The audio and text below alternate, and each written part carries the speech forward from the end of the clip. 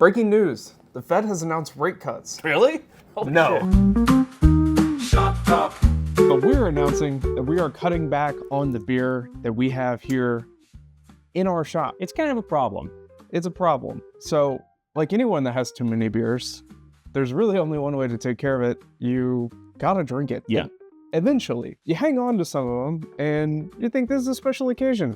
Why not drink this? Today's a special occasion. It's Tuesday. It's Tuesday. It's a nice day. It's a beautiful day. It's like the first day that it hasn't been just miserably muggy outside in months. That to me requires some fall winter beer research. Absolutely. So more recently, John and I took a trip up to Cincinnati. B-roll. We went to a number of places, including the zoo. Rest in peace, Harambe. But we did come away with a few great beers from Nine Giant Brewing up there. They have 2 taprooms, which is really unique, especially being that they're around the corner from each other. We went to both. One is more brewery focused, has beers, very friendly family space. And the other, which we spent a little more time in, was kind of a tiki-bar, which I think is super cool, honestly. I think it's a cool vibe to mix like craft beer with tiki.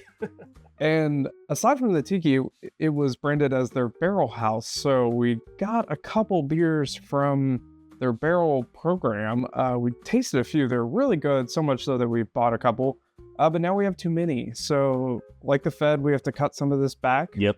I think there's only one way to really decide which one we drink. So okay. I'm just going to call these in order 1, 2, 3, 4, 5. I want you to guess how many customers have been in here today. Oh man, on 5:30 on a Tuesday. 5. Very close. The answer is going to be 4. Right. So this is the beer we selected today. It's called the Headmaster Ritual. This one is also the Headmaster Ritual. What makes these unique is they have different bottle cap colors. That's not what makes them unique. When we were up there, shout out to our bartender who was freaking awesome. One of the cool places about traveling, you find these new places to go. You can find a new brewery from researching online or whatever.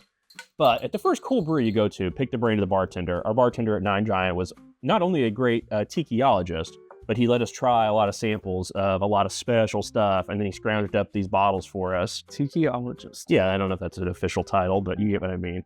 But this is their big batch of English barley wine that they make every year, or whenever they do a run, and then they put it off for different finishes and different barrels. So we got these are all 2024, aged 40 months in wild turkey bourbon.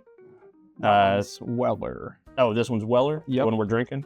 And this one's wild turkey. So the wild turkey one was honestly so great. Yeah. I'm glad we're drinking it again because I really enjoyed it. The Weller one, I don't think we tried there, but I look forward to opening that as well. And I will say, like on the side of these bottles, I have a fun quote: "The sophistication of an English classic with some American swagger, like Jean-Luc Picard." Always back to Star Wars. Oh, shut! You're not going to trigger me today. Shut up, Wesley. This did get a pretty long treatment at 40 months, so holding on to that for that long. The oak character is tremendous. You gotta have some really good base to back that up if you're gonna let it go for that long. No adjunct, because barley wine is life and you gotta make it simple. But I mean, it's making my freaking eyes water. It's like oaky, intense bourbon aroma coming off of there. And this one you said was wild turkey? Wild turkey. Yeah. Man, it smells like beer and wild turkey. It's got that great toffee, caramel, everything you want in like an English barley wine. Not as much on the vanilla side, just very, almost syrupy, sweet. Very fruity. Very fruity, and not much of an alcohol bite for what? Oh God, I don't even want to know. How are we drinking all these?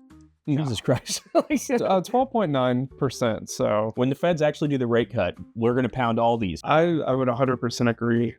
Speaking of getting creative, I want to touch a little bit about AI in beer. Oh boy. Yeah, because you're seeing now that, places that traditionally didn't hire like graphic designers or have anybody in-house to do that, or maybe outsourcing to somebody else. This is a great conversation. But now you're just seeing AI labels? I- Can you see it? That's Yeah. the question. Well, you think you can, right? But can you? I think so. The fact of the matter is the way that companies are investing in AI, citing efficiencies, it's bleeding into like other parts of our life and lifestyle. And I was maybe just a little nascent on thinking that beer was not going to be affected by AI. Sure. And now we're seeing it. And now I'm thinking of what other ways that will invasively protrude into beer.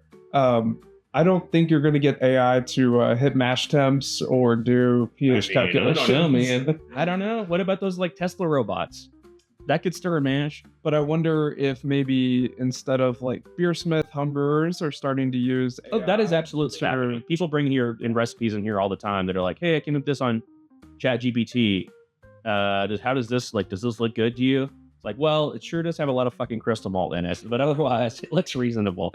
So like the thing is, AI does not have taste. Yeah. It's like Data on Star Trek, more Star Wars reference on Star Wars. It can't actually give you an opinion about what something is gonna actually taste like because it doesn't have that experience. But how does it taste? Is it good? I am not capable of tasting in the manner you suggest. However, I can analyze the composition of a dessert and make comparative conclusions about its possible effect on the human palate. But I neither like it nor dislike it. Oh. But is it a useful kind of companion a la like Beersmith to kind of help?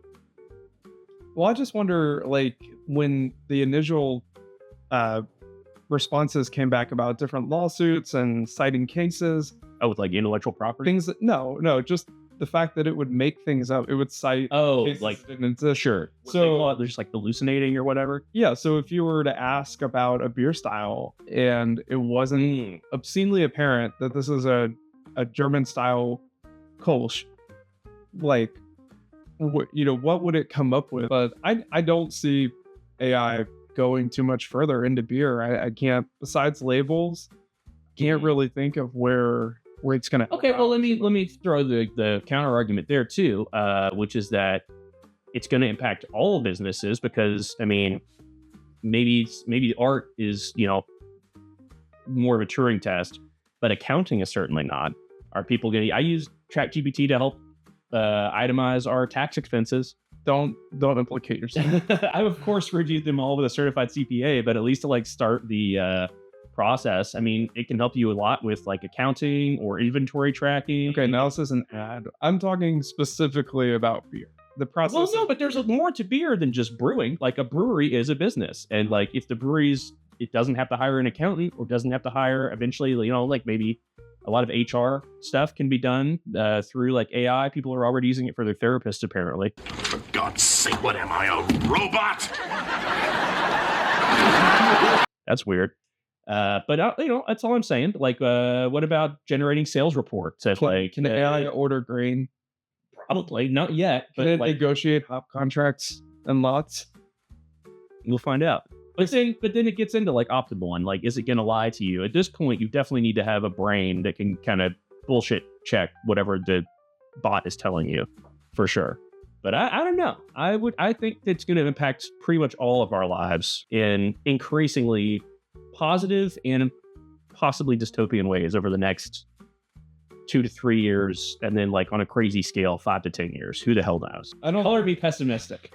I don't think AI is gonna save beer or bring it back, but that's why we're doing this podcast for you. We want to breathe some life into something that we're passionate about. We want to see grow, and we're seeing it fall off a little bit. So you're gonna hear a lot more from us and a lot more about what the heck we think.